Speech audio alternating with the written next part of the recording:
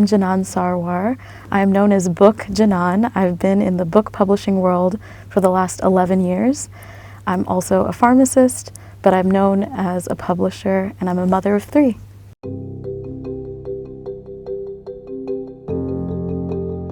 I believe that Allah kind of gives us tests in life, and sometimes when we have redirections in our life, they're actually a way to see what path might truly suit us. So in my pharmacy career, I always wanted to pursue healthcare, something in the medical field, which my mother has followed, and then I was able to pursue pharmacy school. While I was in pharmacy school, I had a drug reaction to one medication, which inspired me to see if one medication can give me such a very complicated reaction. I was in the hospital for many weeks. I thought I would follow pharmacy and become a pharmacist. SubhanAllah, then when I went into pharmacy school, found out that even though I thought I was not taking that medication that I was allergic to, I still ended up just even being around medications like the one I was allergic to, sulfa. I still had a reaction. So I believe that was a sign from Allah saying, this is not the field for you. Alhamdulillah, I was at the right place at the right time, and I made prayers and dua so that I could find a career where I was able to use my pharmaceutical knowledge and expertise to help others. And I ended up working in pharmacy book publishing. And I had one of the best dream jobs.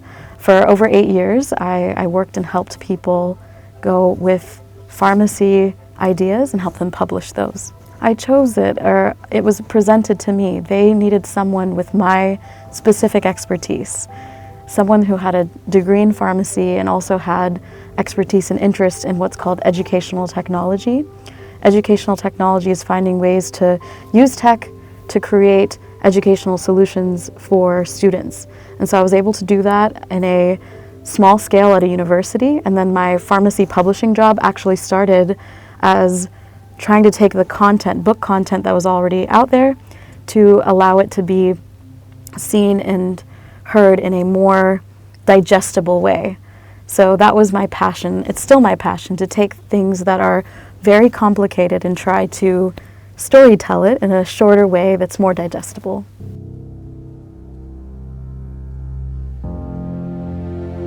I believe writing is such a powerful tool to be able to share your story. And for those that believe they have a story that could make impact, but they're maybe not sure how to express themselves or they haven't written before, I think it starts with being able to explain it with your words, even just verbally talking about it. So imagine going to a coffee shop, telling your best friend your story. The best books out there, the ones that are winning bestseller lists, are the ones that honestly are as if you're reading someone's, you are there, you're next to them on a bench in the park or in the coffee shop, or it's your mom that you're speaking to. When you're passionate about something and you've made impact, you're going to make greater impact by telling that story in that passionate way.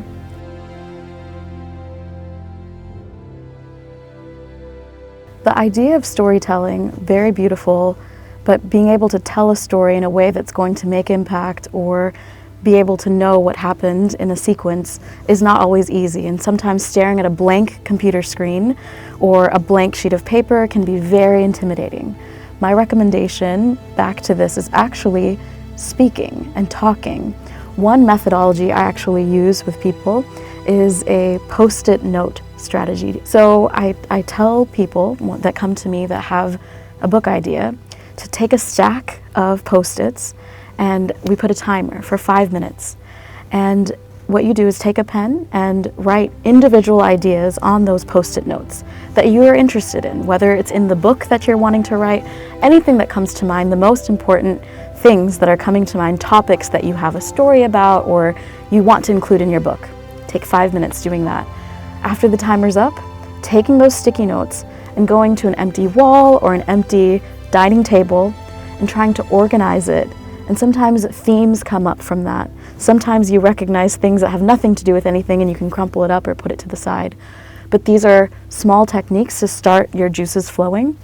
another fantastic method to try to tell your story, especially if you're intimidated by blank pages, is walking.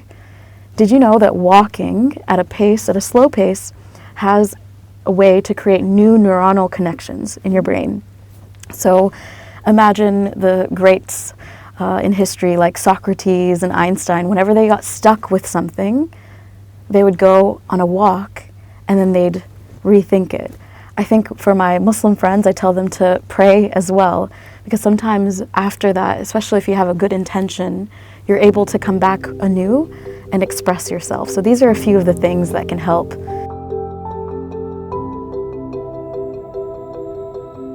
I think it's really important for people to know that there are many types of publishing. The traditional publishing is what people hear about most. So that's kind of like J.K. Rowling or Stephen King or something like that, working with a traditional publisher such as Penguin or Random House. That's traditional publishing. There's also a type of publishing now that anyone can do, self-publishing. And I think there's also another format of publishing which is called hybrid publishing. It's kind of in the middle.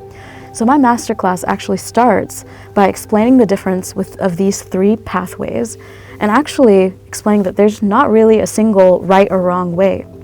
It depends on why you're trying to publish, what your interests are, and what you want to do with your book. If you're an entrepreneur, I actually recommend self-publishing, because you want to know who's buying your book. Maybe your book becomes your lead magnet or your business card to invite other people to join you and meet you and know who you are. If you want to make global impact and want to have a company help you, support you, and get your book all over the world, that's more of the traditional pathway, but it takes years often to get published and you need an agent. The middle ground is hybrid publishing. Hybrid publishing is a mix between the two. I simplify it by saying self-publishing is DIY, do it yourself. Hybrid publishing is when you're working with a publisher, DWY. And traditional publisher is when you have everything done for you, DFY. However, sometimes you lose your publishing rights. The rights to the content are then owned by your publisher. So that's part of the masterclass where I start. And other things that I think are really important for people to know, no matter the path that you take, is something about knowing what your book proposal is. So what's the title of your book? What's an abstract? Why is it important? What makes it stand out? What are some of the competitors? And a little bit more about your book. These are things that you really need to know and answers that you have to have before you even decide to publish your book.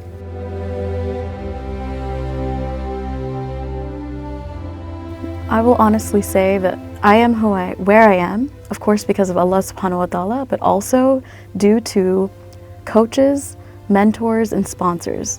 Coaches, I specifically sought out business coaches, and I had a Muslim business coach, which exists, to support me when I knew the areas that I didn't have confidence in or knowledge in. I think it's very important for any Muslim woman to really identify their strengths, know where their weaknesses are, know where there could be opportunities and where there are threats, because you can't do it all. Being a solopreneur, you have to build a team, and knowing when to do that, maybe it's not easy in the beginning, but that was really important. So coaches were a part, mentors, people that I had from my past careers, still I work with and still I stay in touch with to get advice, to learn about their steps and ask questions, and having that is very important. And sponsors are people who mention your name in a room when you're not there. So alhamdulillah, getting those opportunities and getting those connections, it all starts back with your character, your intentions, and being able to display and show what your strengths are. I used to think, growing up in Kentucky or Tennessee, wherever I lived, that being different was something that was really wrong about me.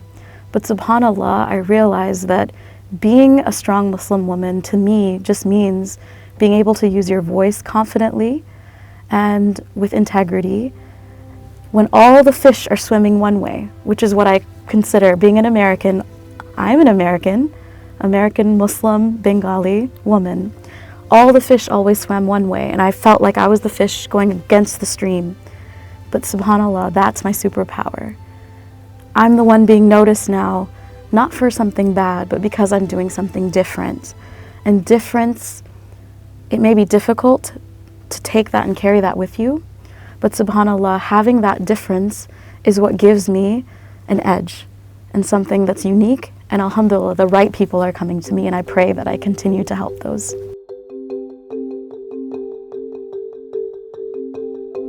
Everybody. So the books that I have mostly published have, even if they were with Muslims, they had nothing to do specifically with Islam, although I am very open to helping publish, and I'm working on a book about reviving the Sunnah from a healthcare perspective. So once again, being able to use my healthcare degree. But no, I'm not exclusive in any way. I think it's important as a dawah piece also to just be out there in the community. Well, I will say growing up, it was very rare to find other Muslims. Alhamdulillah, we formed communities, and the communities were from many different cultures and countries, and we lived united as one.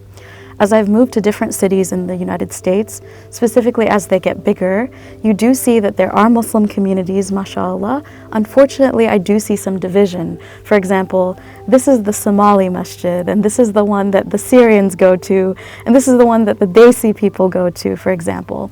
So that is the current climate. However, alhamdulillah, we as a family are blessed to know people from all different cultures. My 3 daughters all go to an Islamic school, so we're well connected. And alhamdulillah, we even have Taekwondo that is for Muslims. So I'm one step away from getting a black belt. My husband also and my children as well are in the program. So there are opportunities to be quote unquote modern, also a part of the community. And I think that there is a lot of exciting work in the interfaith space, and I am working in that space as well, working alongside in this fall, in November 2025, I'll be one of the moderators for an event called Festival of Faiths. So once again, trying to show up as a Muslim woman representing Islam in a place that is very much Christian dominated.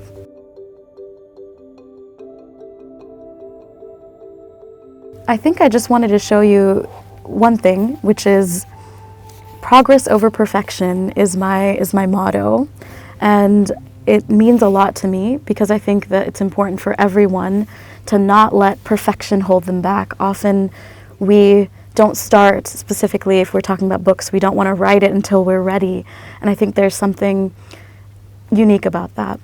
But the types of books that I've published with Global Bookshelves International have been mostly children's books, and they are representing underrepresented individuals, whether it's from a cultural perspective, a health perspective. I work with Muslim authors that are occupational therapists that work with children of all religions and all cultures that are trying to help them. And these books have a way to open the door. I think books can be mirrors, so you can see yourself, and I think right now, especially in the States and even here in the UK, we need more representation for Muslims or from people from different cultures so that we can learn, because books can also be windows to learn about other cultures, and those are the types of books that I specialize in helping produce. And alhamdulillah, it's not me alone. I have a team. Editors that are experts in the children's book world, illustrators who are expert in being able to bring stories to life. And yes, I also work with another group that's helping with nonfiction titles as well. It's just been a pleasure to help each person that I've met along the way share their story. It's so important. I've recognized that there is something in the Muslim women that we often underestimate ourselves and our ability to help others. And so I sat down and I thought, maybe there's something I can do. So I did create a free guide at bookjanan.com that I help people that have an idea to start thinking a little bit about how to get their idea down on paper. But the other thing that I do is I just help and consult with people, give them book publishing consultation to decide which pathway that is best for them, whether they're going to pursue traditional publishing or try to do it themselves, what tools they'll need along the way. So I'm happy to help, happy to support, and it's important to be able to know what impact you want to make with your book.